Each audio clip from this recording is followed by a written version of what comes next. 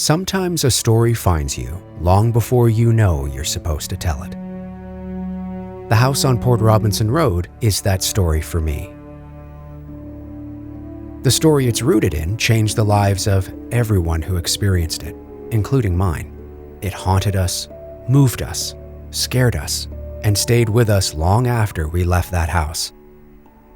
This story is inspired by true events from my second year of college in November 2000. This was a time long before smartphones or social media or the explosion of ghost hunting television shows. We weren't ghost hunters, not even close. That's not what we called ourselves. We were just a small group of college kids drawn to an abandoned farmhouse that lay on the edge of town that seemed to defy explanation. Even though we were young, in our early 20s, we took it all very seriously. Afterwards, we'd sit around talking late into the night about everything we experienced at the house, what we saw, heard, captured, and felt. We dive deep into conversations about life after death, consciousness, or other dimensions, debating all kinds of theories, wondering if maybe we were brushing up against something that was much larger than all of us. Every time we visited the house, odd things would seem to happen. Some would say they could see orange or amber balls of light hovering in the dark like distant sparks, but vanishing the moment you tried to focus on them. We heard what we thought were voices, low, fleeting, buried in the static of our cassette tapes.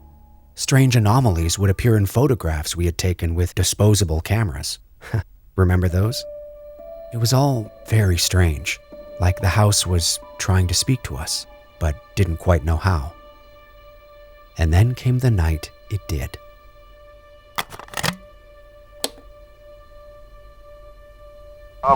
Well, should we go and go upstairs? What's wrong, Beth?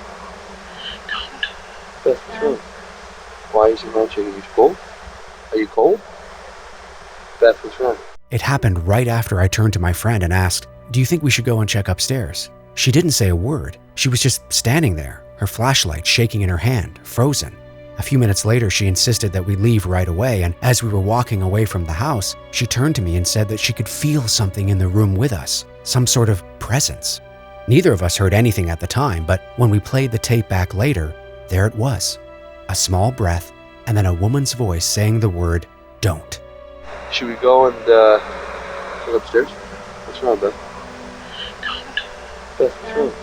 This wasn't audio pareidolia. It wasn't some garbled sound open to interpretation like so many EVPs are. It was clear, intentional, a voice, distinct and deliberate, like someone had been there the whole time watching us. It wasn't interference, and it wasn't us. It felt directed, personal, like it was answering me. If that's true, that would mean it had awareness.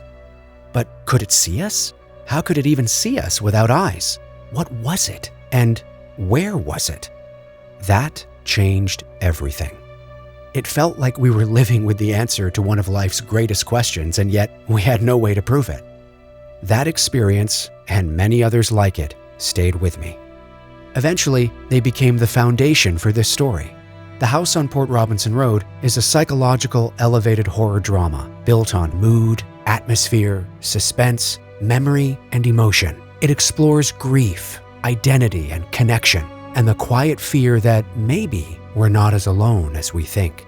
It's also about friendship and wonder, and the sense that some places and some moments stay with us long after we've left them behind. It's not just a horror film. It's a character-driven story inspired by something I still can't explain, but I'll never forget. I believe what makes this film unique is how it blends two worlds that rarely intersect. While there are plenty of horror movies out there that explore haunted houses and college-age characters, this takes a more emotionally driven approach.